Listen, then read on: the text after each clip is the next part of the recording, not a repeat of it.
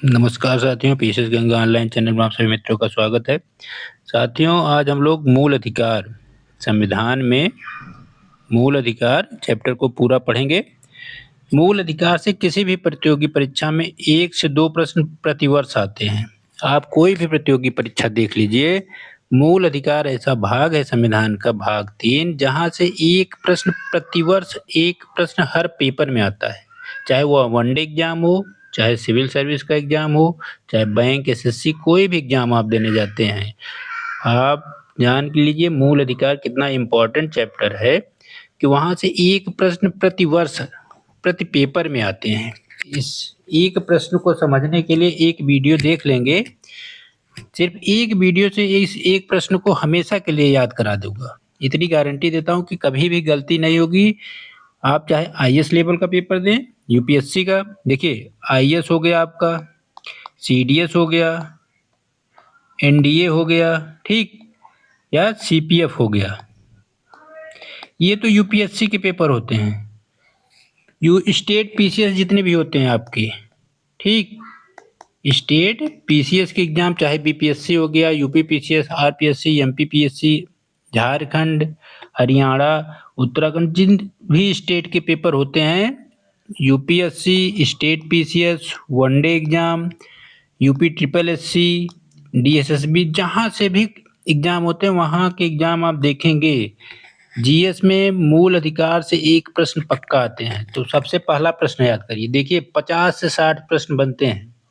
यही 50-60 प्रश्नों को घुमा के कोई न कोई एक प्रश्न पूछा जाता है। कथन कारण के दे देगा। सीधा सीधा प्रश्न है तो आपसे मूल अधिकार का अनुच्छेद पूछेगा। क्या पूछेगा? अनुच्छेद। अगर अनुच्छेद नहीं पूछा तो भाग पूछ लेगा। तो भाग 3 में है मूल अधिकार। ठीक, मूल अधिकार लिया कहाँ से गया है?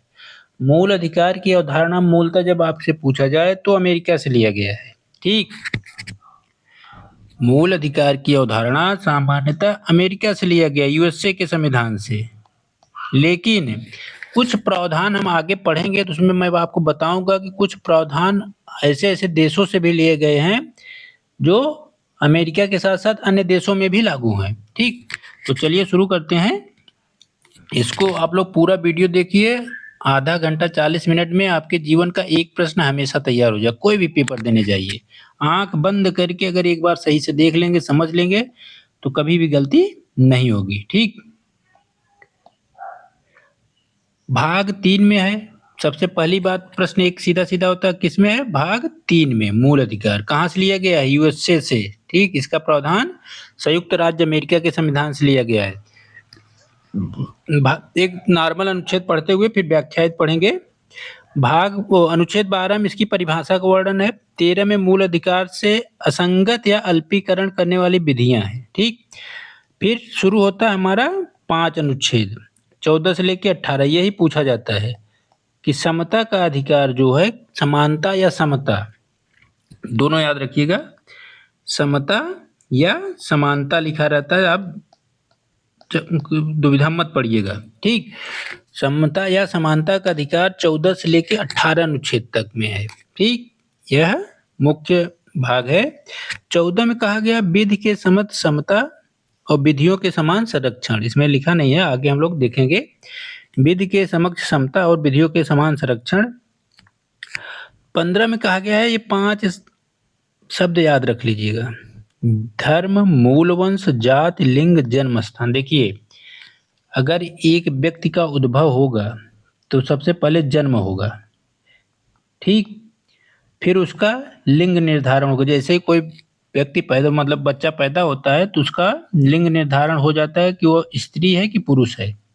ठीक, तो याद रखिए, जन्म स्थान, लिंग। अब वहां से फिर जाति निर्धारित हो जाएगी आगे चल के, कि वह किस जाति में पैदा हुआ है। पहले तो पैदा होगा, फिर लिंग पता चलेगा, फिर जाति, फिर मूल वंश, वो किस वंश से संबंधित है तथा वह किस धर्म का है। क्रम याद रखिएगा। जब किसी जीव की उत्पत्ति होती है मनुष्य जाति में, तो पहले उसका जन्म होगा, फिर उसका लिंग देखा जाएगा, कौन सा लिंग है, स्त्री या पुरुष, फिर उसकी जाति देखी जाएगी, फिर मूल वंश और धर्म। 5 बातें याद रखिएगा। अनुच्छेद 15 में 5 शब्द हैं। यही पूछता है कि कौन सा नहीं है। जनरली यही पूछा जाता है कि इसमें ये 5 मतलब अनुच्छेद 15 में वर्णित शब्दों में कौन-सा नहीं है? तो ये 5 शब्द मिलेंगे आपको तो हैं, बाकी अन्यथा कोई और शब्द देगा तो नहीं है। 16 याद रख लीजिए, आप लोगों को स्पष्ट रूप से बता दूँ। यही अनुच्छेद 16 जो है और कुछ हद तक 15 ये बी आर अम्बेडकर को मसीहा साबित करता है। अगर ये अनुच्छेद हटा दिया जाए 15 और 16 तो जो वर्ग अम्बेडकर को मसीहा के समान पूजा करता है सब इनको पानी पी पी के गाली देंगे। मैं आगे समझाऊंगा क्यों। ठीक। 17 में है अस्पृश्यता या छुआछूत का अंश। पूरे संविधान में एक ऐसा अनुच्छेद है जिसका उल्लंघन करने पर सजा का प्रावधान है। अगर आप किसी के साथ छुआछूत संबंधी भेदभाव करते हैं तो इसके तहत आपको सजा भी दी जा सकती है। ठीक। 18 में उपाधियों का अंत है। इस तरह से 5वां अनुच्छेद समता के अधिकार के तहत है। फिर है स्वतंत्र या स्वतंत्रता का अधिकार, वाक अभिव्यक्ति और विश्वास की स्वतंत्रता, वाक अभिव्यक्ति एवं विश्वास की स्वतंत्रता। 19 में है वाक स्वतंत्र, कुछ विषयों का अधिकार। 20 में है दोष सिद्धि। देखिए 20 से दोष सिद्धि। जब कोई अपराध आप करते हैं तो उस अपराध के विरुद्ध दोष सिद्ध न होने तक तब तक यह अनुच्छेद आपको संरक्षण प्रदान करता है। 21 में है प्राण एवं दैहिक स्वतंत्रता। 21 का में शिक्षा का अधिकार 86वें संविधान संशोधन द्वारा जोड़ा गया। 22 में कुछ दशाओं में गिरफ्तारी और निरोध का संरक्षण। ठीक। फिर आ जाता है 2 अनुच्छेद मुख्य हैं। 23 और 24 शोषण के विरुद्ध अधिकार, मानव के दुर्व्यापार बलात्श्रम का प्रतिषेध और कारखानों में बालकों के नियोजन का प्रतिषेध। ठीक।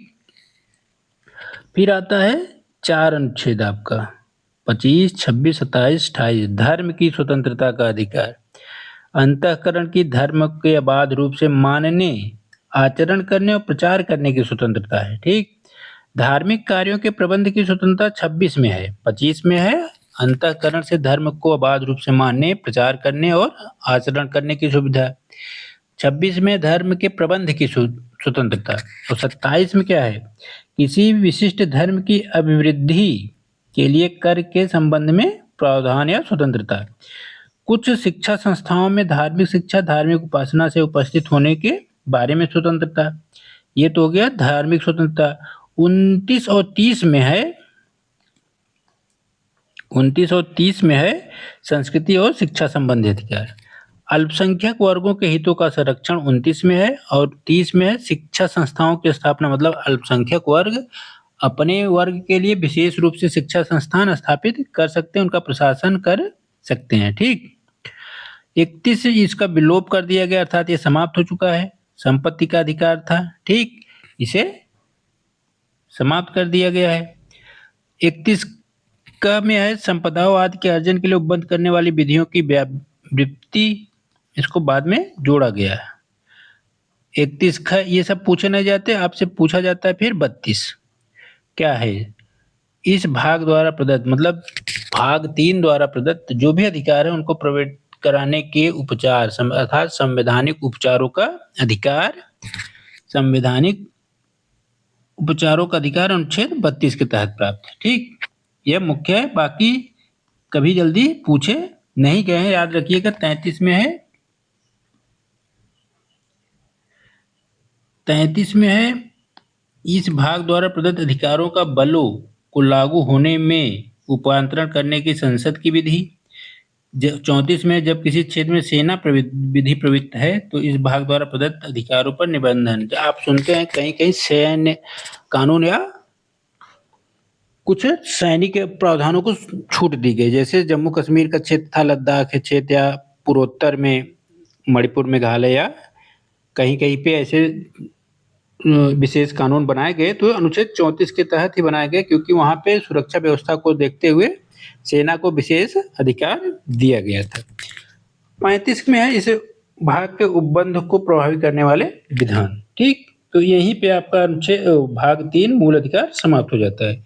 36वां अनुच्छेद आपका राज्य के नीति निर्देशक सिद्धांत में आता है। अब हम लोग व्याख्या के रूप में पढ़ेंगे, अनुच्छेद 12 से लेते हुए 35 तक व्याख्या के रूप में, और समझने का प्रयास करेंगे। भाग 3, पहला प्रश्न मूल अधिकार है, ठीक। भाग 12 परिभाषा है। क्या है परिभाषा? इसमें राज्य की परिभाषा दी गई है, याद रख लीजिएगा। आप कलम कापी लेके राज्य की परिभाषा को एक मतलब लिख लीजिए, कभी भी गलती हो आईएएस और यूपी पीसीएस में पूछा जा सकता है, सीडीएस एनडीएस सीपीएफ में इस तरह के प्रश्न पूछे जा सकते हैं। तो राज्य में देखिए, पॉलिटिकल साइंस में राज्य दो तरह के होते हैं, एक संविधान के तहत राज्य है भारत में, और एक है पॉलिटिकल साइंस जब पढ़ते हैं तो राज्य की अवधारणा होती है, राज्य किसे कहते हैं। तो एक भूभाग हो, एक सरकार हो, वहाँ जनसंख्या हो, उसकी संप्रभुता हो, ठीक। ये जो चीजें होती है पॉलिटिकल साइंस की अवधारणा है। लेकिन संविधान में जो राज्य की परिभाषा लिखी गई है उसमें कहा गया है, ये इतने ये लिखिएगा, भारत की सरकार तथा भारत की संसद, चार चीजें समाहित हैं। मैं बता दे रहा हूँ, ये चार चीजों को याद कर लीजिएगा, कभी गलती नहीं होगी कि संविधान के अनुसार राज्य क्या है। संघ की सरकार या भारत की सरकार और संसद एक भाग हो गया, राज्यों में से प्रत्येक राज्य की सरकार और विधानमंडल दूसरी भाग एक हो गया, भारत का दूसरा हो गया राज्य, ठीक। तीसरा हो गया क्या, स्थानीय प्राधिकारी और अन्य प्राधिकारी, तीसरा है स्थानीय और चौथा है अन्य, ठीक। यही चार बातें राज्य के अंदर परिभाषित रूप से सम्मिलित की गई हैं। क्या क्या, भारत की सरकार और भारत की संसद भाग एक, मतलब नंबर 1 पॉइंट पे। पॉइंट 2 में राज्यों की सरकार और राज्यों का विधानमंडल, और नंबर 3 पे है स्थानीय प्राधिकारी। स्थानीय प्राधिकारी आपका पंचायती राज नगर पंचायत, ठीक, उससे संबंधित संस्थाएं। भाग 4 में अन्य प्राधिकारी हैं, उदाहरण के रूप में समझ लीजिएगा। भाग 4 में जैसे आपका कोई सार्वजनिक संस्थान है, एलआईसी है, ठीक, ये अन्य प्राधिकारी में आता है। बीएसएनएल है, हाँ, सेल गैल या जो भी सार्वजनिक कंपनियां हैं, ये सभी अन्य प्राधिकारी में आते हैं, ठीक, जिन्हें कुछ प्रावधानों के तहत गठित किया गया है संविधान के तहत, वह अन्य प्राधिकारी में सम्मिलित किए जाते हैं। तो याद रख लीजिएगा, भाग 12 में जो राज्य की परिभाषा दी गई वह, उसमें 4 तत्व सम्मिलित किए गए, 4 मुख्य बातें। फिर से लिख लीजिए, मैं ध्यान से बोल रहा हूँ। संघ की सरकार या भारत की सरकार और भारत की संसद, अगर संघ शब्द लिखा रहे तो उसे आप भारत समझिएगा, गलत मत करिएगा, ठीक। दूसरे स्थान पे क्या लिखा है, राज्यों की सरकार और राज्यों का विधानमंडल, राज्यों में सभी राज्य आएंगे, ठीक, संघ राज्य भी आएंगे जहां विधानमंडल है, और राज्य क्षेत्र के भीतर या भारत सरकार के नियंत्रण में के अधीन सभी स्थानीय प्राधिकारी, याद रखिएगा, लोकल प्राधिकारी और अन्य प्राधिकारी, ठीक। यही आपकी 12 की परिभाषा है। अब भाग 13 आईएएस के 2026 के पेपर में यहीं से प्रश्न आया था। देखिए बताता हूँ कैसे आया था, आप लोग पेपर उठा के देख लीजिए, अगर प्रश्न न मिले तो। 2026 के आईएएस के पेपर में जो प्रश्न आया था वो 13 अनुच्छेद से संबंधित एक आया था, प्री में। पढ़ते हैं, मूल अधिकारों से असंगत और उनका अल्पीकरण करने वाली विधियां इस संविधान के प्रारंभ से ठीक पहले, अर्थात इस संविधान कब से प्रारंभ हो रहा है, कमेंट में आप लोग डेट बताइए, संविधान कब अंगीकृत किया गया और कब प्रारंभ किया गया। 2 डेट है, ज़्यादा अंतर नहीं है, एक माह का अंतर है, आप लोग कमेंट में बताइएगा। उसके ठीक पहले जब प्रारंभ किया, भारत क्षेत्र में जो भी विधियां प्रवृत्त थी जिसके आधार पर संविधान का देश या राज्य का की सरकारें संचालित हो रही थी, शासन व्यवस्था कार्य कर रही थी, उन सभी विधियों को उस मात्रा तक शून्य घोषित कर दिया जाएगा जो संविधान के भाग, इस भाग मतलब मूल अधिकार भाग से असंगत है। अर्थात ऐसी सभी विधियों को समाप्त कर दिया जाएगा जो मूल ढांचे या मूल ढांचा नहीं, मूल अधिकार से असंगत हैं। ठीक, साथ ही साथ यह भी कहा गया कि राज्य ऐसी कोई विधि नहीं बनाएगा कि इस भाग द्वारा प्रदत्त अधिकारों को छीना जा सके, न्यून मतलब कम किया जा सके। ठीक, राज्य केंद्र सरकार कोई ऐसी विधि नहीं बनाएगी कि इस अधिकार को छीन ले या उसे कम कर दे। ठीक, इस खंड के उल्लंघन में बनाई गई प्रत्येक विधि उल्लंघन की मात्रा तक शून्य होगी, अर्थात जिस हद तक वह उल्लंघन करेगी उसी मात्रा तक शून्य घोषित हो जाएगी। घोषित शून्य कौन करेगा? Supreme court. ठीक, अब यही प्रश्न पूछा था कथन 1 कथन 2। विधि के अंतर्गत क्या क्या सम्मिलित है बताया गया अनुच्छेद 13 में। क्या क्या है विधि के अंतर्गत? कोई अध्यादेश, आदेश, उपविधि, नियम, विनियम, अधिसूचना, रूढ़ी और प्रथा। यही रूढ़ी और प्रथा दिया था कि क्या अनुच्छेद 13 के तहत रूढ़ी और प्रथा को भी सम्मिलित किया जाता है, मान्यता है। भाई देखिए इसमें तो स्पष्ट रूप से लिखा है। जब आपका अनुच्छेद 13 क्लियर ही नहीं रहेगा तो आपसे गलती तो हो ही जाएगी। प्रश्न बहुत लोगों ने गलत किया था। तो विधि के अंतर्गत संविधान के भाग 13 के खंड 3 के क वर्ग में विधि के अंतर्गत बताया गया क्या क्या आएगा? अध्यादेश, आदेश, उपविधि, नियम, विनियम, अधिसूचना, रूढ़ी या प्रथा विधि के अंतर्गत आएगी, अर्थात वह कथन सही है। प्रवृत्त विधि के अंतर्गत भारत के राज्य क्षेत्र के में किसी विधानमंडल या अन्य सक्षम प्राधिकारी द्वारा इस संविधान के प्रारंभ से ठीक पहले पारित या बनाई गई विधि है जो पहले से निर्देशित नहीं की गई है, कर दी गई है, चाहे ऐसी कोई विधि या उसका कोई भी भाग उस समय पूर्णतया या विशिष्ट क्षेत्रों में प्रवर्तन में नहीं है। ठीक, अर्थात प्रवृत्त विधि में से कोई भी ऐसी विधि भारत का संविधान जब लागू किया गया उसके पहले किसी विधानमंडल द्वारा बनाया गया, ठीक, पारित किया गया या बनाई गई, पर उसे निर्देशित मतलब समाप्त नहीं किया गया। चाहे ऐसी कोई विधि या उसका कोई भी भाग किसी क्षेत्र में प्रवर्तन में है तो वह लागू नहीं होगा। अब देखिए अनुच्छेद 13 के 4 में क्या लिखा गया है। यही से मैं एक बार बताया था अनुच्छेद संविधान संशोधन। अब इसको याद रख लीजिए, कभी पूछ ले, बहुत कठिन प्रश्न है। 368 में सिर्फ 2 प्रकार के संविधान संशोधन है। क्या है? 368 के तहत सिर्फ 2 प्रकार के संविधान संशोधन है। विशेष बहुमत प्लस आधे राज्यों का अनुसमर्थन, 1 और 2 विशेष है और विशेष के साथ साथ आधे राज्यों का अनुसमर्थन।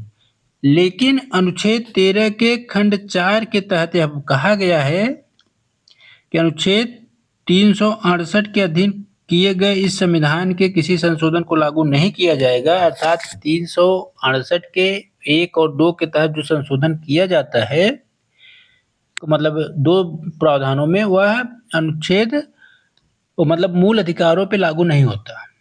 ठीक, तो यहाँ पे साधारण बहुमत की बात कहाँ की जाती है? पहली बात तो यहाँ खंडित कर दी है, 368 के तहत मूल अधिकार पे संशोधन नहीं किया जा सकता।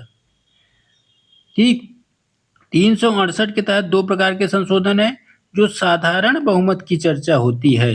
साधारण बहुमत से संशोधन तो सामान्यतः संविधान में जब बात करें तो 3 प्रकार के संशोधन है। साधारण बहुमत जो 2 और 3 अनुच्छेद राज्य और संघ उसके संघ क्षेत्र में होती है चर्चा कि राज्यों का गठन, उनके नाम, सीमा आदि में परिवर्तन, वो साधारण बहुमत से होता है। तो साधारण बहुमत से संविधान संशोधन की चर्चा संविधान के अनेक भागों में की गई है, अनेक अनुच्छेदों में, लेकिन 368 में केवल 2 प्रकार के संशोधन की चर्चा की गई है। तो कुल 368 में पूछे अगर आपसे कभी तो 2 प्रकार के संशोधन है, और पूरे संविधान में अगर लिखे संविधान में कितने प्रकार के संशोधन की चर्चा की गई तो 3 प्रकार के, साधारण बहुमत, विशेष बहुमत और विशेष बहुमत तथा आधे राज्यों का अनुसमर्थन। ठीक, तो याद रखिएगा कि मूल ढांचे मतलब मूल अधिकार में कोई भी संशोधन अगर 368 के तहत किया भी जाता है तो वह लागू नहीं होगा। ठीक, ये कब कहा गया? एक का मतलब ये संशोधन याद रखिएगा 24वां संविधान संशोधन अधिनियम 1971 के तहत लागू किया गया था। ठीक, किसकी सरकार थी इस समय? इंदिरा गांधी जी की। ठीक, इंदिरा गांधी जी की सरकार थी। अनुच्छेद 14 में हम लोग आते हैं, तो याद रखिएगा दो बातें हैं, इसको हमेशा कान खोल के याद रख लीजिए। विधि के समता की बात तो अनुच्छेद 14 में की गई है, साथ ही साथ विधियों के समान संरक्षण की बात भी कही गई है। राज्य मतलब भारत सरकार, भारत के राज्य क्षेत्र में किसी भी व्यक्ति, याद रखिएगा व्यक्ति की चर्चा कर रहे हैं, व्यक्ति में नागरिक और विदेशी व्यक्ति दोनों सम्मिलित हो जाते हैं, लेकिन जहां जहां नागरिक की चर्चा की जाएगी तो सिर्फ भारत सरकार द्वारा नागरिकता प्रमाण पत्र पाने वाले व्यक्ति ही सम्मिलित होंगे उनमें। ठीक, इस बात को याद रखिएगा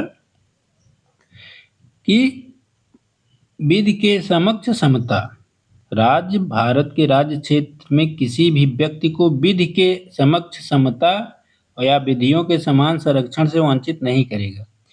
विधि के समक्ष समता का जो अवधारणा है ये ब्रिटेन के संविधान से लिया गया है, याद रखिएगा। विधि के समक्ष समता की अवधारणा ब्रिटेन के संविधान से ली गई है और विधियों के समान संरक्षण की अवधारणा अमेरिका के संविधान से ली गई है। और हमारे यहाँ आरक्षण की नींव यहीं से पड़ती है। विधियों के समान संरक्षण अर्थात ऐसी विधि निर्मित की जाएगी अगर किसी वर्ग का विकास पिछड़ा हुआ है, समाज में वह आर्थिक रूप से सामाजिक रूप से पिछड़े हैं, उनका उत्थान करना है, तो उनके लिए सरकार विशेष उपबंध बना करके उन्हें आरक्षण के दायरे में ला सकती है, उन्हें विशेष प्रकार के प्रावधान दे सकती है। इसी के तहत विधियों के समान संरक्षण के तहत ही कभी भी आपसे प्रश्न पूछे मुख्य परीक्षा में या आईएएस या यूपीएससी के किसी पेपर में कथन कारण में या 1 2 3 4 कथन दे के पीसीएस में भी, तो दुविधा मत रहिएगा। इसी के तहत विशेष कानून बनते हैं किसी वर्ग के लिए, जैसे छोटे बच्चों के लिए, महिलाओं के लिए, बुजुर्गों के लिए, विकलांगों के लिए जो कानून बनते हैं अनुच्छेद 14 के विधियों के समान संरक्षण के तहत ही बनते हैं। क्या क्या बनते हैं इसके तहत समझ लीजिएगा। पहले में तो कहता है दोनों एक दूसरे के अपोजिट हैं। विधि के समक्ष समता का मतलब होता है कि संविधान के तहत सभी भारतीय नागरिक समान हैं, चाहे अमीर हो, चाहे गरीब हो, चाहे उत्तर पूर्व का हो, दक्षिण पश्चिम कहीं का भी हो, सभी समान है, मतलब पूरे नागरिक को एक समान नजरिए से देखा जाएगा। लेकिन वहीं दूसरे में विरोध हो जाता है इसका। कोई कानून बनाना हुआ किसी वर्ग के लिए, कोई योजना लॉन्च करनी हुई, वजीफा दी जाती है या स्कॉलरशिप, ठीक, किसी वर्ग के लिए पेंशन दी जाती है योजना द्वारा, आदि जो भी उत्थान या विकास के लिए कार्यक्रम चलाए जाते हैं वो विधियों के समान संरक्षण के ही तहत सरकार द्वारा चलाए जाते हैं। अनुच्छेद 14 के दूसरे पॉइंट, ठीक, विधियों के समान संरक्षण। तो याद रखिएगा ये विस्तारित है काफी, इसके तहत अनेक प्रावधान या विशेष कार्यक्रम संचालित किए जाते हैं। पहले में कह रहा कि एक विधि के अधीन सभी नागरिक समान है, लेकिन दूसरे में इसका विरोध हो जाता है और यह काफी विस्तारित अवधारणा है। कहाँ से ली गई मैंने बताया है, विधियों के समान संरक्षण की अवधारणा यूएसए से ली गई, संयुक्त राज्य अमेरिका से, और विधि के समक्ष समता की अवधारणा ब्रिटेन से ली गई है। याद रखिएगा कई बार पूछा गया है, इसलिए इसको स्पष्ट रूप से क्लियर कर रहा हूँ, तो याद रखिएगा। और जो भी कार्यक्रम कभी भी कोई पूछ ले कहीं भी कि विकलांगों के लिए स्पेशल योजना सरकार चलाती है किस अनुच्छेद के तहत, अनुच्छेद 14 के तहत विधियों के समान संरक्षण के तहत, ठीक। 15 में आते हैं, 15 में है धर्म, मूल वंश, जाति, लिंग और जन्म स्थान के आधार पर विभेद का प्रतिषेध। अर्थात इन 5 बातों के होते हुए धर्म, मूल वंश, जाति, लिंग या जन्म स्थान के आधार पर जो भी विभेद है उसका प्रतिषेध किया जाता है। इनके अलावा विभेद प्रतिषेध की बात संविधान में नहीं की गई। ये 5 बातें मुख्य हैं। राज्य का मतलब आप वही समझिएगा, अनुच्छेद 12 के तहत जो बातें बताई गई हैं। संघ की सरकार, संघ की संसद, राज्य की सरकार, राज्य की विधानमंडल, स्थानीय प्राधिकारी और अन्य प्राधिकारी। यहाँ जो भी राज्य आप संविधान में जब राज्य मिले, वो स्टेट नहीं, यूपी, बिहार, एमपी वाला। राज्य का मतलब देश, ठीक, सरकार। कहने मतलब है कि राज्य, भारत सरकार किसी नागरिक के विरुद्ध केवल, केवल शब्द याद रखिएगा, यही पूछता है, केवल धर्म, मूल, वंश, जात, लिंग, जन्मस्थान या इनमें से किसी के आधार पर विभेद नहीं करेगा। इसके अलावा विभेद तो कर सकता है ना, तो कैसे करता है? अनेक आधार हो जाते हैं, ठीक। कोई नागरिक केवल धर्म, मूल, वंश, जात, लिंग, जन्मस्थान या इनमें से किसी आधार पर विभेद नहीं किया जाएगा। अब विभेद का पहला आधार हो जाता है आवास, या आप जिसे अधिवास कहते हैं। अधिवास के आधार पर विभेद होता है। जैसे कुछ राज्य अपने नागरिकों को सरकारी नौकरियों में स्पेशल प्रावधान देने के लिए अधिवास का प्रमाण पत्र मांग लेती हैं। तो चूंकि सभी नागरिकों के लिए ओपन होना चाहिए, भारतीय नागरिक हैं, लेकिन कुछ प्रावधान जोड़ देते हैं कि हमारे यहाँ अधिवास होना जरूरी है। कुछ स्पेशल प्रावधान, जैसे उत्तराखंड में क्या करता है, वो सीधा लिख देता है कि हाई स्कूल और इंटर की परीक्षा उत्तराखंड बोर्ड से पास हो। तो भेदभाव तो हो गया ना, लेकिन किस आधार पर हुआ? शैक्षिक आधार पे। शिक्षा की चर्चा इसमें की गई है, इसमें शिक्षा की चर्चा कहीं नहीं की है, ठीक।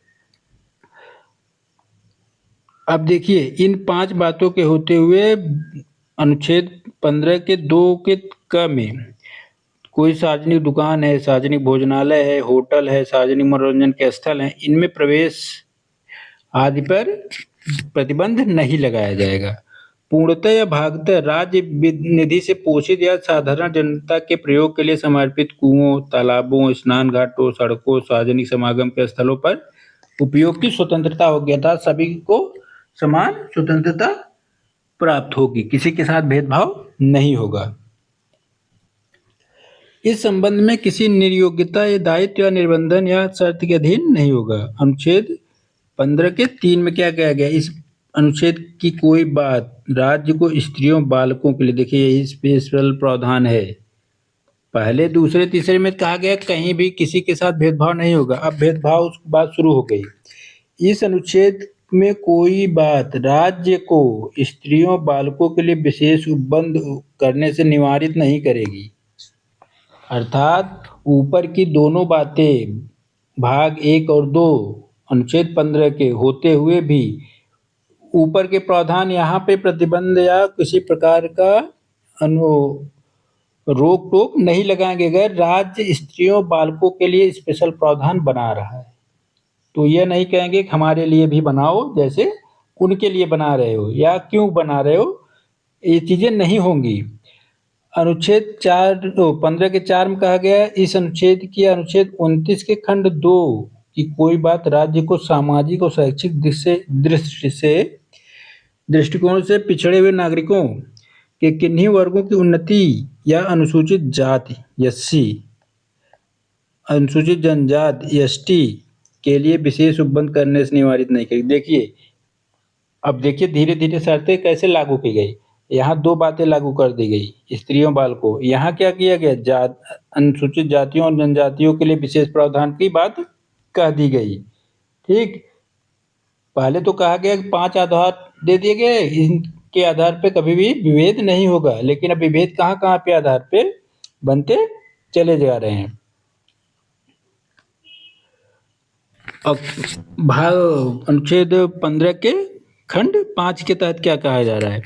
इस अनुच्छेद या अनुच्छेद 19 के खंड 1 के उपखंड 6 के कोई बात राज्य को सामाजिक और शैक्षिक दृष्टि से पिछड़े हुए नागरिकों के किन्हीं वर्गों की उन्नति के लिए, अनुसूचित जातियों, जनजातियों के लिए या विधि द्वारा कोई विशेष उपबंध करने से निवारित नहीं करेगी। जहाँ तक ऐसे विशेष उपबंध अनुच्छेद 30 के खंड 1 में निर्दिष्ट अल्पसंख्यक शिक्षा संस्थानों से भिन्न शिक्षा संस्थानों में, जिनके अंतर्गत प्राइवेट शिक्षा संस्थान भी हैं, चाहे वे राज्य से सहायता प्राप्त हो या नहीं, प्रवेश से संबंधित है, ठीक। अर्थात कुछ वर्गों के लिए विशेष उपबंध जो होता है प्राइवेट सेक्टर का, उन पर कोई प्रतिबंध राज्य नहीं लगा सकता। अनुच्छेद 15 के 6 के तहत क्या कहा गया है?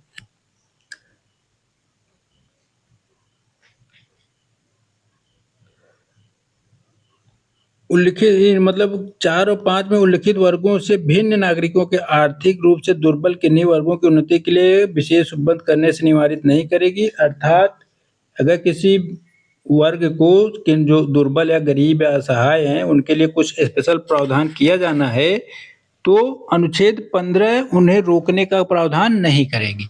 अर्थात 15 के तहत उन पे प्रतिबंध नहीं लगाया जा सकता। आप बेयर एक्ट को ऐसे समझिएगा, बेयर एक्ट में सकारात्मक भाषा आपको मिलेगी नहीं, पूरे संविधान में आपको सकारात्मक भाषा नहीं मिलेगी, आपको किंतु परंतु ठीक उल्टा पुल्टा भाषा आपको मिलेगी जो आपको दुविधा पैदा करती है। देखिए भाषा क्या लिखी गई है, समझिए। आप लोग को कैसे घन चक्कर बनाया जाता है संविधान में। खंड 4 और खंड 5 में उल्लिखित वर्गों से भिन्न, ठीक, जो वर्ग वहां लिखे गए उनसे भिन्न नागरिकों के आर्थिक रूप से दुर्बल किन्हीं वर्गों की उन्नति के लिए विशेष उपबंध करने से निवारित मतलब रोकना और नहीं करेगी। नकारात्मक तो है, दो नकारात्मक एक साथ लिखा गया, अर्थात सीधा लिख देते कि जो लोग आर्थिक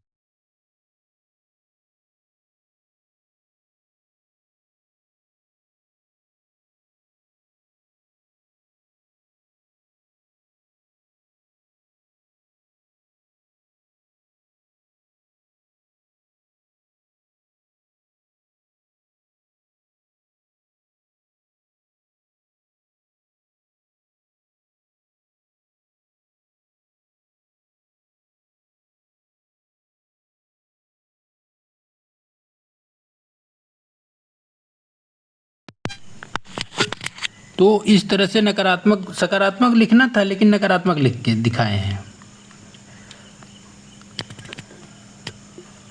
खंड 6 के ख में क्या लिखा गया देखिए, ये मुख्यतः उन लोगों के लिए है जो गरीब वर्ग हैं, आर्थिक रूप से दुर्बल, उनके लिए कुछ विशेष योजनाएं चलती हैं सरकार द्वारा, तो इसी के तहत हैं। 4 और 5 में उल्लिखित वर्गों से भिन्न नागरिकों के आर्थिक रूप से दुर्बल किन्हीं वर्गों की उन्नति के लिए विशेष उपबंध करने से वहाँ निवारित नहीं करेगी जहाँ तक ऐसे उपबंध शैक्षणिक संस्थाओं में, इसके अंतर्गत अनुच्छेद 3 के खंड 1 में निर्दिष्ट अल्पसंख्यक शैक्षणिक संस्थानों से भिन्न प्राइवेट शैक्षणिक संस्थान भी हैं, चाहे वे राज्य द्वारा सहायता पाने वाले हैं या न पाने वाले हैं, प्रवेश से संबंधित है, जो आरक्षण की दशा में विद्यमान आरक्षणों के अतिरिक्त अन्य प्रत्येक प्रवर्ग के कुल स्थानों में अधिकतम 10% अध्ययन है। कहने की ये मतलब है कोई भी संस्थान हो उनमें शिक्षा के विकास के लिए सरकार उपबंध कर सकती है, बशर्ते कि वह कुछ विशेष उपबंधों के तहत गठित न किए गए हों। ठीक, तो इस अनुच्छेद क्या संशोधन है? पहला संशोधन 1951, 93वां संविधान संशोधन 2005, 103वां संविधान संशोधन 2019। क्यों किए गए? अब देखिए कहाँ कहाँ जोड़े गए हैं, इसको समझ लीजिएगा। पहला संविधान संशोधन कहाँ जोड़ा गया? पहला संविधान संशोधन आपका जोड़ा गया है 15 के 4 में, 15 के 4 में जोड़ा गया है। पहले संविधान संशोधन द्वारा इस बात को जोड़ा गया, इसे यहाँ से लेके ये मूल संविधान में नहीं था, इसको पहले संविधान संशोधन द्वारा जोड़ा गया। इसको किसके तहत जोड़ा गया? 93वें के तहत, ठीक। और इसको कहाँ जोड़ा गया? 103 के तहत। अब देखिए 103 के तहत जो जोड़ा गया उसी के तहत EWS को आरक्षण की बात कही गई, ठीक। EWS को जो आरक्षण की बात कही गई है वो किसके तहत की गई है? अनुच्छेद 15 के 6 के तहत, 6 के तहत, ठीक। ये बातें याद रखिएगा।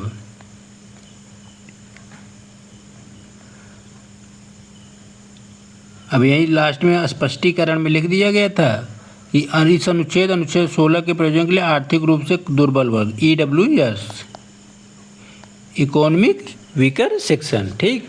आर्थिक रूप से गरीब वर्ग जो राज्य द्वारा कुटुंब की आय आर्थिक लाभ के अन्य सूचकों के आधार पर समय समय पर अधिसूचित की जाए। तो 103 क्या है आपका EWS संबंधी आरक्षण, इसे किस में जोड़ा गया 15 के भाग 6 में, ठीक, खंड 6 में। 16 में क्या कहा गया है, मूल संविधान और उसमें कुछ संशोधन भी किए गए। तो 16 में कहा कि देखिए 15 के तहत जो आरक्षण दिया जाता है वो नौकरी नहीं शिक्षा में आरक्षण है। याद रखिएगा दो चीज़ें मुख्य 15 के तहत जो भी आरक्षण या विशेष उपबंध के प्रावधान है सामान्यतः वो शिक्षा के विकास के लिए हैं, लेकिन नौकरियों में आरक्षण संविधान के अनुच्छेद 16 के तहत दिया जाता है। अनुच्छेद 16 के तहत नौकरियों में आरक्षण का प्रावधान है, अनुच्छेद 15 के तहत शिक्षा में आरक्षण का प्रावधान है, ठीक। लोक नियोजन मतलब होता है सेवा योजन के विषय में अवसर की क्षमता, अर्थात सभी नागरिकों को लोक नियोजन में समान अवसर प्रदान किया जाएगा। लेकिन आपको पता है कि सभी वर्गों के लिए कुछ न कुछ स्पेशल प्रावधान है। किसी को उम्र में छूट दी गई है, किसी को क्षेत्र या जाति के आधार पर छूट मिला हुआ है, ठीक, किसी को फीस में कमी कर दी जाती है। आप देखते होंगे किसी को स्कॉलरशिप मिलती है, किसी को नहीं मिलती। तो इस तरह के सभी प्रावधान रोजगार संबंधी 16 कहेंगे। पहले में क्या कहा जाता है 16 के खंड 1, राज्य के अधीन किसी पद पर नियोजन और नियुक्ति से संबंधित सभी विषयों में सभी नागरिकों को समान अवसर होगा। देखिए सकारात्मक बात कही गई है। किस तरह से संविधान को तोड़ मरोड़ के लिखा गया है आप उसको समझिए। पहले में तो आराम से कहा जा रहा है कि मतलब केंद्र सरकार या राज्य की सरकार किसी के अधीन जो भी वैकेंसी आएगी सभी नागरिकों को समान अवसर प्राप्त होगा उस सेवा को प्राप्त करने के लिए। खंड 2 में क्या कहा जा रहा है, राज्य के अधीन किसी नियोजन या पद के संबंध में केवल धर्म, मूल वंश, जाति, लिंग, अब देखिए यहाँ थोड़ा बदल जाता है, कई चीज़ें आती हैं। धर्म, मूल वंश, जाति, लिंग, उद्भव, जन्मस्थान, निवास या इनमें से किसी अन्य आधार पर नागरिक अपात्र न तो नागरिक अपात्र होगा न उसके साथ विभेद किया जाएगा।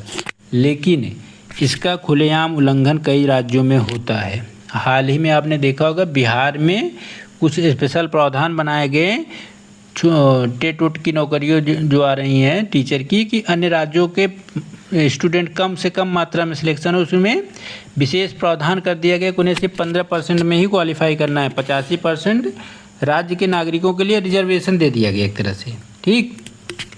तो पहले दूसरे में सकारात्मक बातें कही गई, लेकिन दूसरे में एक बात याद रखिएगा कितनी बातें हैं, धर्म, मूल वंश, जाति, लिंग, उद्भव, जन्म स्थान, निवास या किसी अन्य बात के होते हुए उनमें विभेद नहीं किया जाएगा।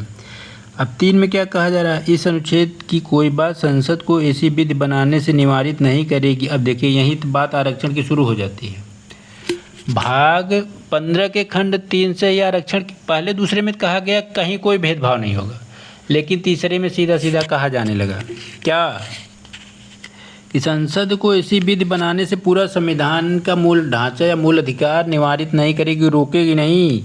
किसी राज्य या संघ राज्य की सरकार या उनमें से किसी स्थानीय या अन्य प्राधिकारी के अधीन वाले किसी वर्ग या वर्गों के पद पर नियोजन या नियुक्ति से संबंध में ऐसे नियोजन या नियुक्ति से पहले उस राज्य संघ राज्य के भीतर निवास विषय कोई अपेक्षा विहित करती है।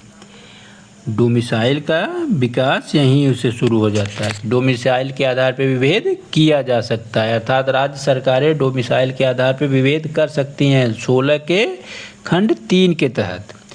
4 क्या कह रहा है इसका, इस अनुच्छेद के होते हुए कि किसी बात के राज्य को पिछड़े हुए नागरिकों के किसी वर्ग के पक्ष में जिनका प्रतिनिधित्व राज्य की राय में कम है, अधीन सेवाओं में पर्याप्त नहीं है, नियुक्तियों पदों में आरक्षण के लिए निवारित नहीं करेगी। याद रखिएगा, अगर सरकार को लगता है कि किसी विभाग किसी नौकरी में किसी वर्ग जाति वर्ग का या क्षेत्र वर्ग का पर्याप्त प्रतिनिधित्व नहीं है तो वह ऐसे प्रावधान करके उन्हें समान प्रतिनिधित्व प्रदान कर सकती है। 4 से ही आरक्षण की बात हो जाती है, एससी हो चाहे एसटी हो चाहे ओबीसी हो, ठीक।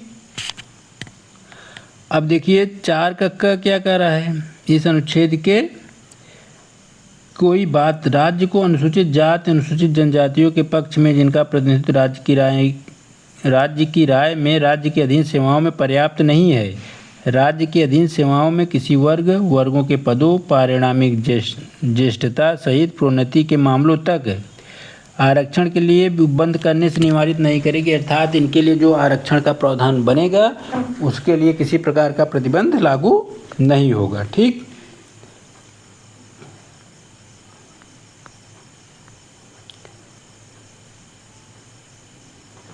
तो इस तरह से समझिएगा कि पहले दूसरे में सकारात्मक कहा गया कि किसी वर्ग के साथ विभेद नहीं होगा, लेकिन उसके आगे सब वर्गों के लिए विशेष उपबंध करते चले गए हैं संविधान में। तो 4 का क खंड हुआ। अब 4 का ख देखिए। 4 के क में कहा गया अनुसूचित जाति और जनजाति के पक्ष के लिए। ठीक, अनुच्छेद 4 क में कहा गया है इस अनुच्छेद की कोई बात राज्य को किसी वर्ष न भरी गई बैकलॉग की जो रिक्ति आती है, अनुच्छेद याद रख लीजिएगा। आप देखते हैं बैकलॉग की भर्ती आती है कभी कभी, किसी वर्ग की स्पेशल वैकेंसी रहती है, वह जो आरक्षण के नियम है उसको छोड़ते हुए आती है। ठीक, तो क्योंकि मान लीजिए 2024 में पीसीएस में कुछ पद एससी के या एसटी के खाली रह गए। किसके खाली रहे? एसटी या एससी के। 2025 नहीं 26 में वैकेंसी आई 100 पद। अब जो आरक्षण का नियम है उसी आधार पे वैकेंसी का डिटेल है, लेकिन आपको दिखेगा कि 25 पद एससी या एसटी के ज़्यादा हैं और उस पर कुछ इंडिकेशन लगा है, तो वह 25 पद बैकलॉग के हैं और उनमें सिर्फ क्वालिफाई कौन करेगा? वही एससी या एसटी वर्ग ही करेगा। ठीक, तो यह प्रावधान अनुच्छेद 16 के खंड 4 के तहत किया गया, खंड 4 के उपखंड ख के तहत।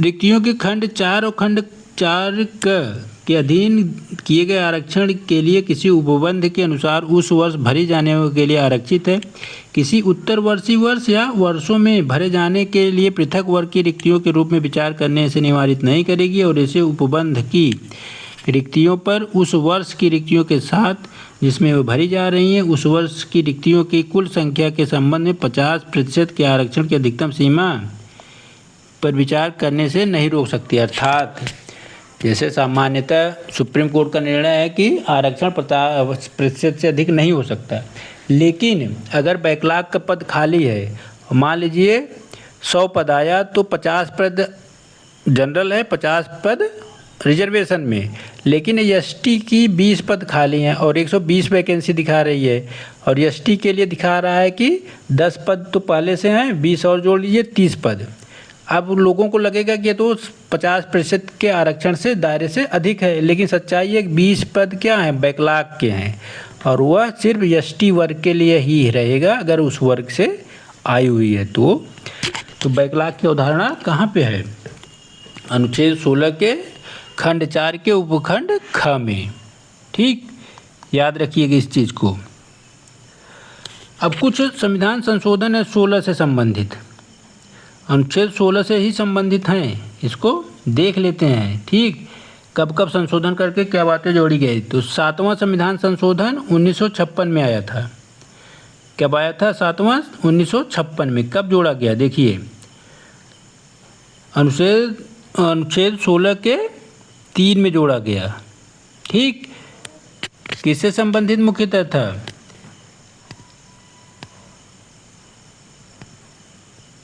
निवास विषयक, डोमिसाइल वाला आरक्षण जो विवाद आया। ठीक, डोमिसाइल या अधिवास। ठीक, अधिवास संबंधी जो किसी राज्य में विभेद होता है अधिवास या डोमिसाइल के आधार पर, वो कब आया? 7वें संविधान संशोधन द्वारा। अधिवास वाली अवधारणा 7वें संविधान संशोधन द्वारा आई। ठीक, 77वां संविधान संशोधन 1995 क्या जोड़ा गया? 77 के तहत क्या जोड़ा गया? 77 के साथ ये जोड़ा गया क्या? अनुसूचित जाति जनजाति के पक्ष में अगर विशेष वैकेंसी आती है, ठीक, क्या अगर किसी विभाग में मान लीजिए एससी या एसटी के पद खाली हैं तो सरकार सिर्फ उनकी ही भर्ती के लिए पद निकाल सकती है वैकेंसी, अन्य के पद खाली नहीं तो उनको रोक देगी। ठीक, ऐसी वैकेंसी कभी कभार आती रहती हैं। और इसी के तहत 3 खंड और तीसरा संविधान संशोधन इसमें जोड़ा गया, कौन सा था? 85वां,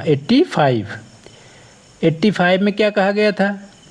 85 में जोड़ा गया 1985 में, वर्ग या वर्गों के पदों में पारिणामिक ज्येष्ठता सहित प्रोन्नति के मामलों तक आरक्षण के उपबंध करने से निवारित नहीं करेगी। ठीक, और आपका 4 कब जोड़ा गया? 4 जोड़ा गया है 81वां, ठीक,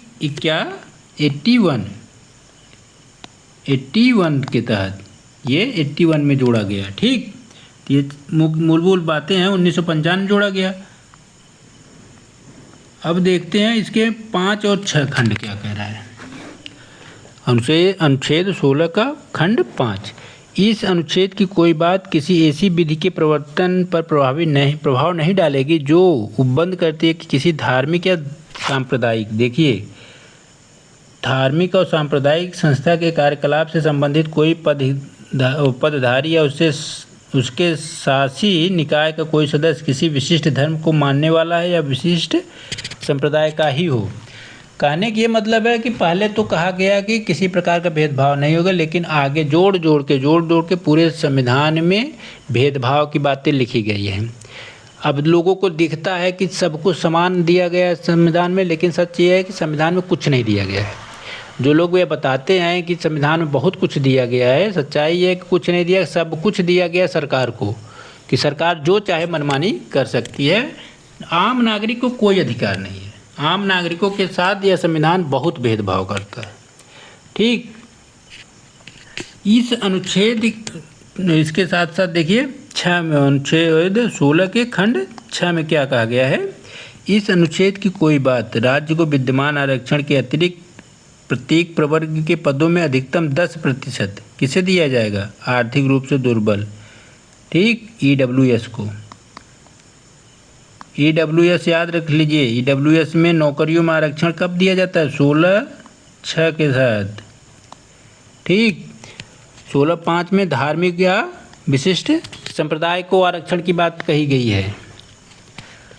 17 एक ऐसा अनुच्छेद है जहाँ पे इसका उल्लंघन करने पर दंडनीय अपराध घोषित किया गया है। याद रखिएगा 17 में बस इतनी बात कि राज्य किसी भी अस्पृश्यता का अंत किया जाता है और उसका किसी भी रूप में आचरण निषिद्ध है। अस्पृश्यता से उपजी किसी निर्योग्यता को लागू करना अपराध होगा। ठीक, इसको दंड के अनुसार जो भी प्रावधान है दंडनीय माना गया है, अर्थात सजा दी जा सकती है। 18 में क्या कहा गया? 18 उपाधियों का अंत। आप देखेंगे कि प्रारंभ में बड़ी बड़ी उपाधियाँ दी जाती थी, राजरायन, कैसरे हिंद इत्यादि उपाधियाँ, या जो और रजवाड़ों को दी जाती थी। इन सभी उपाधियों को कहा गया कि इनका अंत किया जाता है। राज्य मतलब सरकार, केंद्र सरकार, सेना और विद्या संबंधी छोड़ के, याद रखिएगा 2 चीज़ें छोड़ दीजिए, सैन्य कार्य और विद्या संबंधी जो डिग्री मिलती है, PhD की, MPhil की, तमाम जो डिग्रियां आपको मानद में या पढ़ने के बाद मिलती है, इनको छोड़ के, और सेना की, ठीक, सम्मान के सिवा कोई भी उपाधि प्रदान नहीं करेगा। भारत का कोई भी नागरिक किसी विदेशी राज्य से उपाधि स्वीकार नहीं करेगा। अगर स्वीकार करता है तो इसमें प्रावधान है, उसे सरकार से मान्यता लेनी पड़ती है। अगर कोई व्यक्ति विदेशी राज्य से कोई उपाधि ग्रहण करता है तो पहले भारत सरकार से उसे परमिशन लेनी पड़ती है। ठीक, कोई व्यक्ति जो भारत का नागरिक नहीं है, राज्य के अधीन लाभ या विश्वास के पद को धारण करते हुए किसी विदेशी राज्य से कोई उपाधि राष्ट्रपति की सहमति पर ही स्वीकार करेगा, अन्यथा नहीं करेगा। ठीक, कोई विदेशी मान लीजिए भारत में कार्यरत है और उसे कोई अन्य देश उपाधि दे रहा है कोई, तो उसे उपाधि लेने से पहले राष्ट्रपति की परमिशन लेनी पड़ेगी। इसके खंड 4 में कहा गया, राज्य के अधीन लाभ या विश्वास का पद धारण करने वाला कोई व्यक्ति किसी विदेशी राज्य से या उसके किसी अधीन कोई भेंट, उपलब्धि या पद भेंट, उपलब्धि या पद राष्ट्रपति की सहमति के बिना स्वीकार नहीं करेगा। ठीक, अगर कोई चीज़ लेनी है तो पहले राष्ट्रपति से सहमति या परमिशन लेनी पड़ेगी। ठीक, अब बात आती है स्वतंत्रता संबंधी अधिकार 19 से लेके 19, 20, 21, 22। ठीक, 4 अनुच्छेद इसके तहत हैं। अब क्या क्या कहा गया है इसमें? वाक स्वातंत्र आदि विषय कुछ अधिकारों का संरक्षण सभी नागरिक हैं। याद रखिएगा 19 में नागरिकों की चर्चा की गई है। अच्छा, याद रख लीजिएगा, कभी गलती नहीं करेंगे। किन किन अनुच्छेदों में नागरिकों की चर्चा की गई, किन किन में व्यक्तियों प्लस नागरिकों की चर्चा की गई है? तो 15, 16, 19, 29, 30 ये 5 अनुच्छेद ऐसे हैं जिसमें सिर्फ नागरिकों की चर्चा की गई है। बाकी अन्य सभी में नागरिक और व्यक्ति दोनों समाहित हैं। तो 15, 16, 19, 29, 30 याद रखिएगा, कभी भी गलत नहीं होगा। 15, 16, 19, 29, 30 आपको दिखा दे रहा हूँ, आप लोग दुविधा में मत रहिएगा।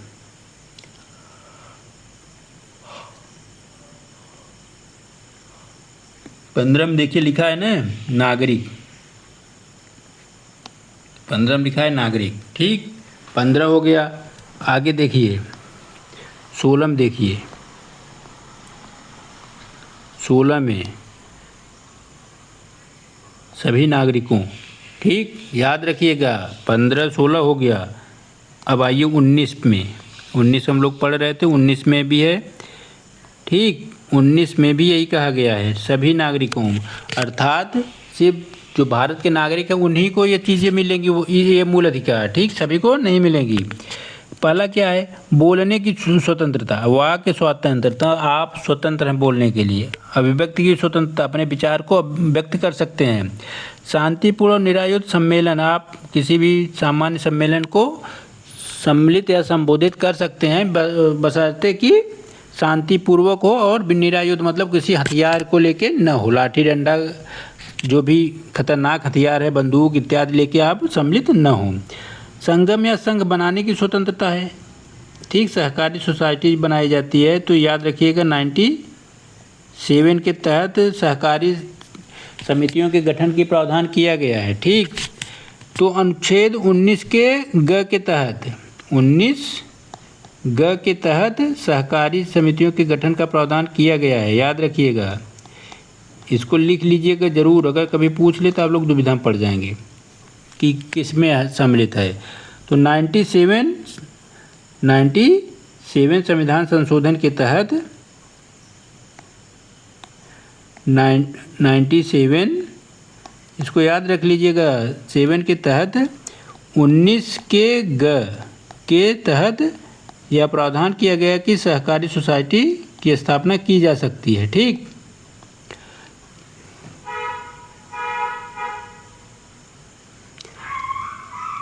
ये 103वां आपका कौन सा है? EWS का, ऊपर हमने पढ़ा है EWS को 10% जो आरक्षण दिया जाता है।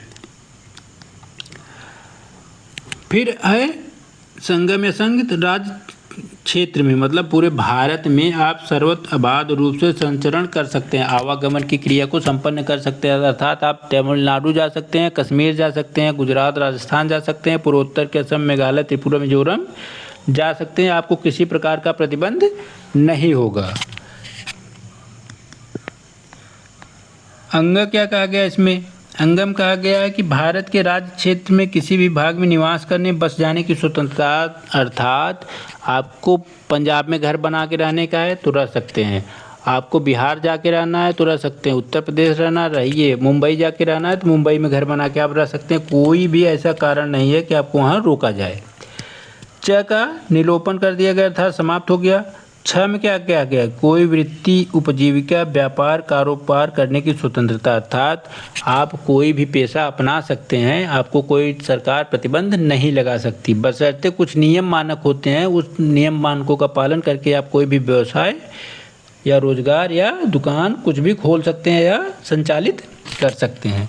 अब देखिए शुरू होता है इस पर प्रतिबंध लगाने की बातें कि किस तरह से आपके सारे बातों को रोका जाता है।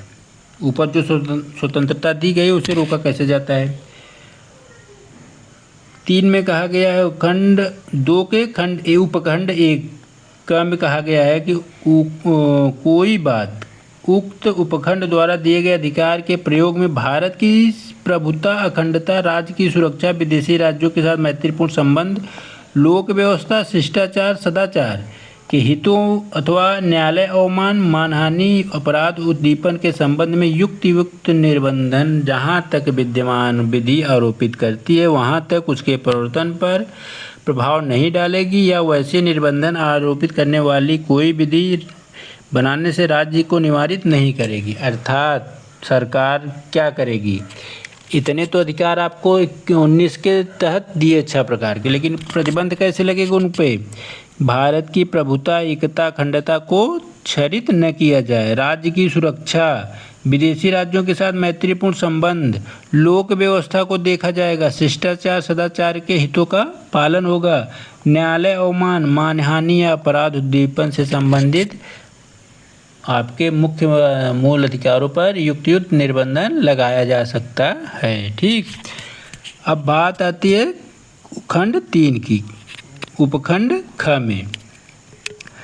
इसके तहत दिए गए अधिकार के प्रयोग पर भारत की प्रभुता, अखंडता, लोक व्यवस्था के हितों पर युक्त निर्बंधन जहाँ तक कोई विद्यमान विधि आरोपित करती है वहाँ तक उसके प्रवर्तन पर प्रभाव नहीं डालेगी। अर्थात वैसे निर्बंधन अधिरोपित करने वाली कोई विधि बनाने से राज्य को निवारित नहीं करेगी। अर्थात इन पर नियंत्रण के लिए सरकारें कानून बना सकती हैं, अनेक कानून बनाए भी गए हैं। ठीक,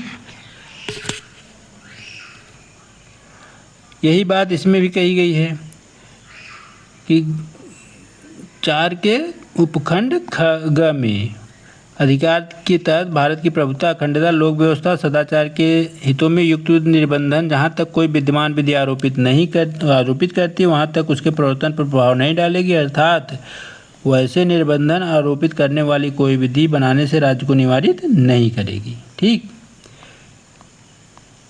अब 5 में क्या कहा गया है, उपखंड घ और अंग के तहत की कोई बात उक्त उपखंडों द्वारा दिए गए अधिकारों के प्रयोग पर साधारण जनता के हितों या किसी अनुसूचित जनजाति के हितों के संरक्षण के लिए युक्त निर्बंधन जहाँ तक कोई विद्यमान विधि अधिरोपित करती है वहाँ तक उसके प्रवर्तन पर प्रभाव नहीं डालेगी या वैसे निर्बंधन अधिरोपित करने वाली कोई विधि बनाने से राज्य को निवारित नहीं करेगी। ठीक, अर्थात पहले में तो आपको कुछ स्वतंत्रता संबंधी अधिकार दिए गए, बाद में सारे अधिकारों पे युक्त निर्बंधन और कुछ प्रावधानों के तहत बंधन लगा दिए गए। ठीक, 44वां संविधान संशोधन के तहत 2 चीज़ें जोड़ी गई, कौन कौन सी।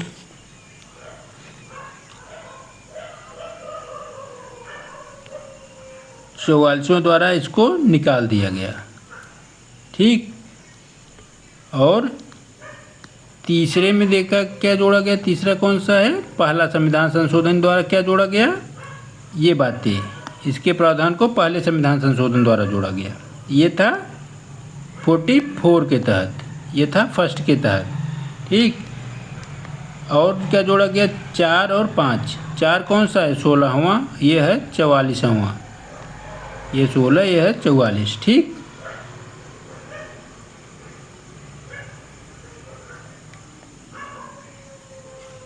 देखिए इसी के खंड 6 में क्या कहा गया है, इस उपखंड के 6 की कोई बात होते हुए उक्त उपखंड द्वारा दिए गए अधिकार के प्रयोग पर साधारण जनता के हितों में युक्त निर्बंधन जहाँ तक कोई विद्यमान विधि अधिरोपित करती है वहाँ तक उसके प्रवर्तन पर प्रभाव नहीं डालेगी या वैसे निर्बंधन आरोपित करने वाली कोई विधि बनाने से राज्य को निवारित नहीं करेगी। ठीक, क्या क्या है उसमें, कोई वृत्ति उपजीविका, व्यापार या कारोबार करने के लिए आवश्यक वृत्तिक या तकनीकी अर्हताओं में से राज्य द्वारा या राज्य के स्वामित्व या नियंत्रण में किसी निगम द्वारा कोई व्यापार, कारोबार, उद्योग, सेवा नागरिकों का पूर्णतः या भागतः अपवर्जन करके अन्यथा चलाए जाने से जहाँ तक कोई विद्यमान विधि संबंध रखती है वहाँ तक उसके प्रवर्तन पर प्रभाव नहीं डालेगी इस प्रकार संबंध रखने वाली कोई विधि बनाने से राज्य को निवारित नहीं करेगी। 16 में क्या, 20 में क्या कहा गया है? 20 में कुछ ही मूल बातें हैं कि अपराधों के दोष सिद्धि के संबंध में संरक्षण। कोई व्यक्ति है, याद रखिएगा, कोई व्यक्ति किसी अपराध के लिए जब तक सिद्ध दोष नहीं ठहराया जाता, अर्थात उसका अपराध प्रमाणित नहीं हो जाता, तब तक उसने ऐसा कोई कार्य करने के समय जो अपराध के रूप में अधिरोपित है, किसी प्रवृत्त विधि का अतिक्रमण नहीं किया है या उससे अधिक शास्ति का भागी नहीं होगा जो उस अपराध के लिए प्रवृत्त विधि के समय अधिरोपित किया गया। मान लीजिए कोई अपराध यक्ष करता है, ठीक, समझने का प्रयास करिएगा इसको, कि एक्स कोई अपराध करता है, ठीक, उसको तब तक दोषी नहीं माना जाएगा जब तक उसने जो अपराध किया है वह कानून के आधार पर अपराध है, उस अपराध के लिए सज़ा का प्रावधान है। ठीक, ये बातें याद होना चाहिए कि वो जो भी कार्य किया क्या वह किसी अपराध को बढ़ावा देता है। किसी व्यक्ति को एक अपराध में एक ही बार अभियोजित किया जाएगा, अर्थात एक व्यक्ति को किसी अपराध में 2 बार 3 बार 4 बार दंडित नहीं किया जाएगा, उससे केवल एक बार एक अपराध के लिए दंडित किया जाएगा। ठीक, तो किसमें है? 20 के 2 में। किसी अपराध के लिए अभियुक्त को किसी व्यक्ति को स्वयं अपने विरुद्ध साक्षी होने के लिए बाध्य नहीं किया जाएगा, अर्थात अगर एक्स कोई अपराध करता है तो जज या वकील उसी को साक्ष्य मतलब प्रमाणित साक्ष्य के रूप में प्रस्तुत नहीं कर सकती कि वह सही बोल रहा है या गलत। तो अर्थात किसी अपराध के लिए अभियुक्त मतलब जो अपराध किया है व्यक्ति को स्वयं अपने विरुद्ध साक्ष्य देने या गवाही देने इसके लिए बाध्य नहीं किया जाएगा।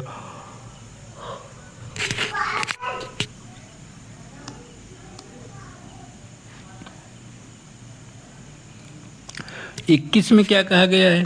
21 में मोटा मोटी विस्तार बहुत मिला है समय समय पे सुप्रीम कोर्ट ने, लेकिन इसका विस्तार जब व्याख्यायित चैप्टर पढ़ेंगे तब देखेंगे। अभी बीआर एक्ट पढ़ रहे हैं तो उसी को देखेंगे। प्राण एवं दैहिक स्वतंत्रता का अधिकार या संरक्षण। किसी व्यक्ति को उसके प्राण और दैहिक स्वतंत्रता से विधि द्वारा स्थापित प्रक्रिया के अनुसार ही वंचित किया जाएगा, अन्यथा नहीं। अर्थात कोई व्यक्ति जिसके प्राण एवं शारीरिक दैहिक मतलब शारीरिक स्वतंत्रता को संरक्षण तब तक दिया जाएगा जब तक कोई विधि न बनाई गई हो। अगर कोई विधि बनाई गई जिसके तहत इसका उल्लंघन होता है तो उसे वंचित किया जाएगा उसके अधिकारों से, नहीं तो नहीं किया जाएगा। 2186वें संविधान संशोधन द्वारा जोड़ा गया राज्य मतलब केंद्र सरकार 6 वर्ष से 14 वर्ष है, याद रखिएगा। आयु के सभी बालकों के लिए निःशुल्क और अनिवार्य शिक्षा देने की रीति में जो राज्य विधि द्वारा अवधारित है वो बंद करेगा। अब 22 में देखिए, 22 में कुछ दशाओं में गिरफ्तारी और निरोध पर संरक्षण है। कुछ दशाओं में गिरफ्तारी और निरोध पर संरक्षण। किसी व्यक्ति को गिरफ्तार किया जाता है तो गिरफ्तारी का कारण बताना जरूरी है, ठीक। उसे बिना अभिरक्षा में निरुद्ध नहीं किया जाएगा जब तक उसके कारण को नहीं बताया जाएगा। उसे अपने विधि व्यवसाय मतलब वकील से या एडवोकेट से संपर्क करने या परामर्श लेने की अधिकार होगा। प्रतिरक्षा कराने के लिए अधिकार से वंचित नहीं किया जाएगा, ठीक। प्रत्येक व्यक्ति को जो गिरफ्तार किया गया है अभिरक्षा में निरुद्ध किया गया है। गिरफ्तारी के स्थान पर मजिस्ट्रेट के न्यायालय तक की यात्रा के आवश्यक समय में 24 घंटे, अर्थात समझने का प्रयास करिएगा। किसी यक्ष को गिरफ्तार किया गया तो उसे 24 घंटे से अधिक जेल में पुलिस नहीं रख सकती। अगर इससे अधिक रखना है तो उसे कहाँ, मजिस्ट्रेट के पास उपस्थित किया जाएगा। मजिस्ट्रेट उसके कारण और प्रभाव को या नकारात्मक सकारात्मक पक्ष को देखेगा और जो डिसीजन देगा उसी के आधार पर आगे की कार्रवाई होगी। अर्थात अगर उसने जमानत दे दी तो वह बरी हो जाएगा और उसे जमानत नहीं दी तो बरी नहीं होगा, ठीक। लेकिन इस बीच में 24 घंटे से दूरी अधिक समय नहीं होना चाहिए। अर्थात किसी एक्स व्यक्ति को 12 बजे दिन में या 2 बजे दिन में गिरफ्तार किया गया तो उसे अधिकतम 24 घंटे के अंदर निकटतम मजिस्ट्रेट की अदालत में पेश किया जाएगा, उसके कारण को बताया जाएगा ताकि न्यायालय फैसला कर सके, ठीक। अन्य प्रावधानों में कोई इन उपखंडों की कोई बात ऐसे व्यक्ति पर लागू नहीं होगी। अर्थात ऐसे व्यक्ति को ऐसे संरक्षण नहीं दिए जाएंगे जो शत्रु अन्य देशी है, पाकिस्तान का नागरिक है, जैसे कोई आतंकवादी है। निवारक निरोध के तहत उपबंध के तहत विधि के अधीन गिरफ्तार, अर्थात निवारक निरोध संबंधी जो कानून बनाए गए हैं उससे संबंधित अगर कोई गिरफ्तारी है तो वहाँ भी ये चीज़ें लागू नहीं होंगी। ठीक। 4 में कहा गया निवारक निरोध का उपबंध करने वाली कोई विधि किसी व्यक्ति को 3 मास, अर्थात जब किसी व्यक्ति को गिरफ्तार किया जाता है तो उसे अधिकतम 3 मास की अवधि के लिए निरुद्ध किया जाएगा, जाना प्राधिकृत नहीं होगा जब तक, अर्थात 3 माह से अधिक गिरफ्तार नहीं किया जा सकता जब तक उच्च न्यायालय के न्यायाधीश या न्यायाधीश रहे या न्यायाधीशों को नियुक्त होने के लिए अहरित है, मतलब योग्य हैं। मिलकर बने सलाहकार बोर्ड ने 3 मास की उक्त अवधि को समाप्ति से पहले प्रतिवेदन नहीं दिया है, उनकी राय में इसे निरोध के लिए पर्याप्त कारण, अर्थात किसी निरोध व्यक्ति को निवारक निरोध के तहत उपबंध के तहत किसी व्यक्ति को 3 माह से अधिक गिरफ्तार नहीं किया जा सकता। अगर इसे बढ़ाना है तो एक सलाहकार बोर्ड बनेगी। सलाहकार बोर्ड उसकी जांच करके पक्षों और विपक्ष के दोनों पक्षों की जांच करेगा, जिसे अनुकूल रहेगा वह निर्णय सलाहकार परिषद सलाह देगी, उसी के आधार पे होगा। अगर इसके सज़ा के प्रावधान को 3 महीने से अधिक बढ़ाना है तो बताएगी कारण कि क्यों बढ़ाना आवश्यक है। अगर कहे कि नहीं बढ़ाना आवश्यक नहीं है तो 3 माह बाद उसे छोड़ दिया जाएगा।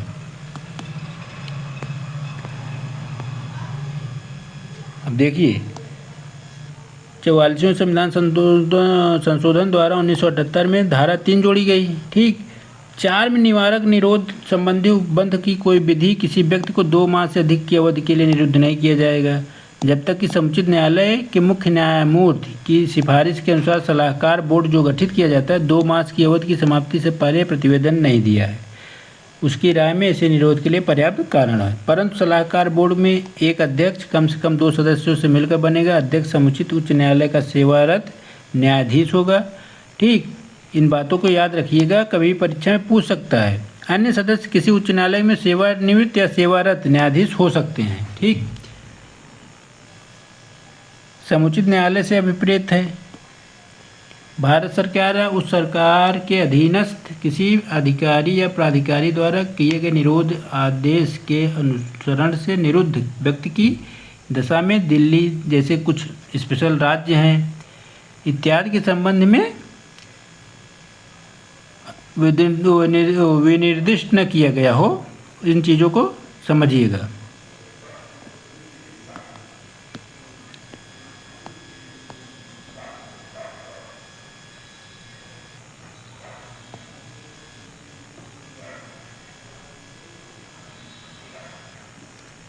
ये उसी से संबंधित और विस्तारित चर्चा की गई है।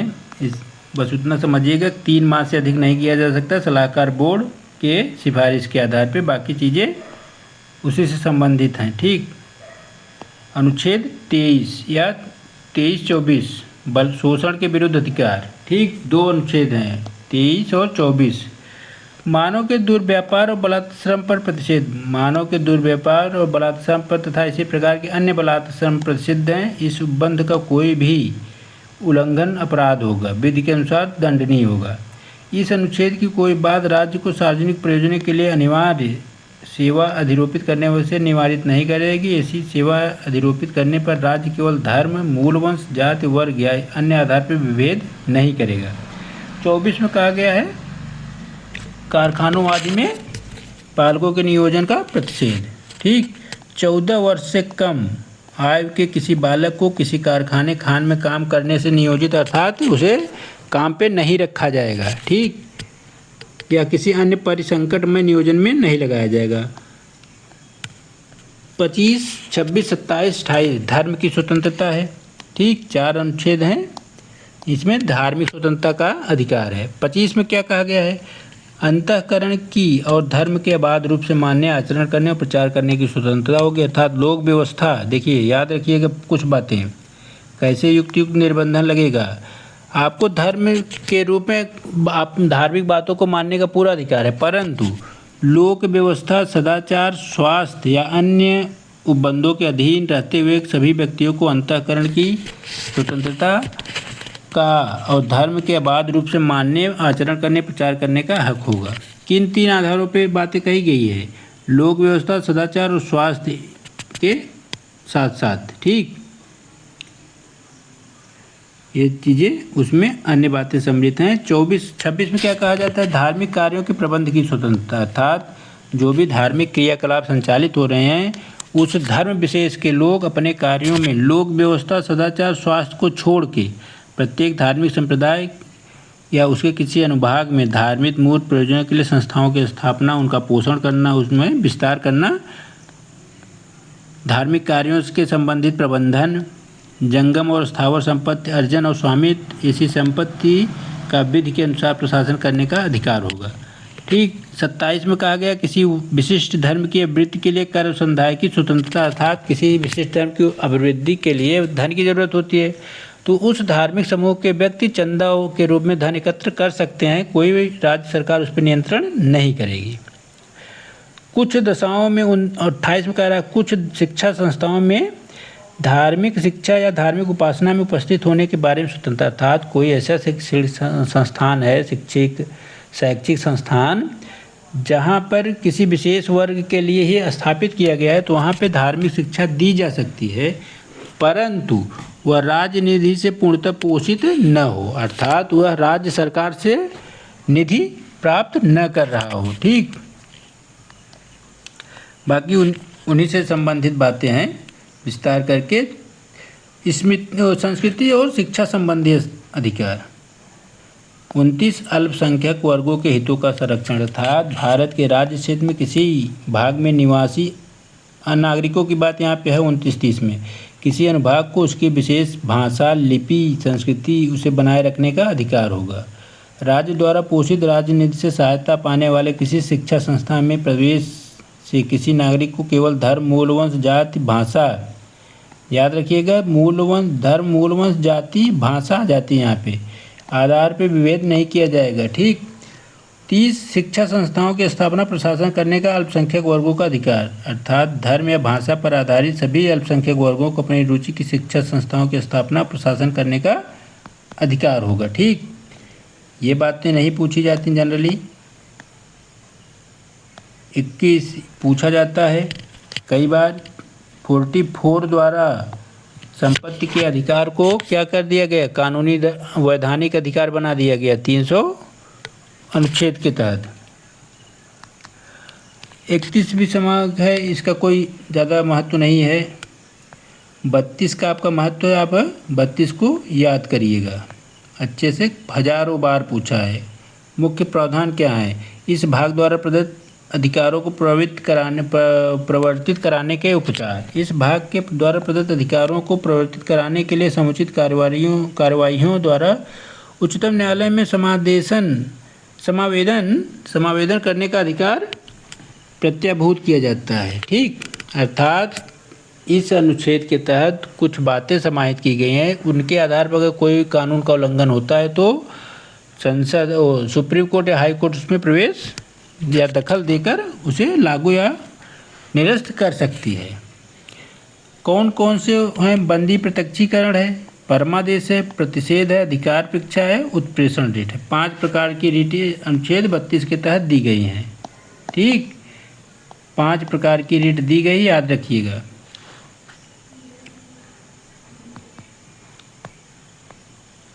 ये सब वो हैं, कोई खास बातें नहीं, ये सब कभी जनरली नहीं पूछे जाते। इस तरह से हम लोगों का संविधान का मूल अधिकार चैप्टर समाप्त होता है।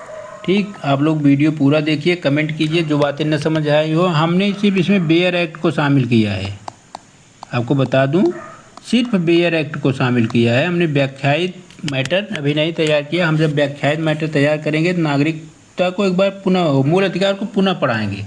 हमने इस बार सिर्फ ये प्रयास किया कि अनुच्छेद क्यों महत्वपूर्ण है, अनुच्छेद में क्या क्या बातें सकारात्मक और नकारात्मक कही गई है, इसकी जानकारी आपको होनी चाहिए, क्योंकि प्रश्न पूछे तो आप दुविधा में न रहें। तब तक के लिए नमस्कार साथियों।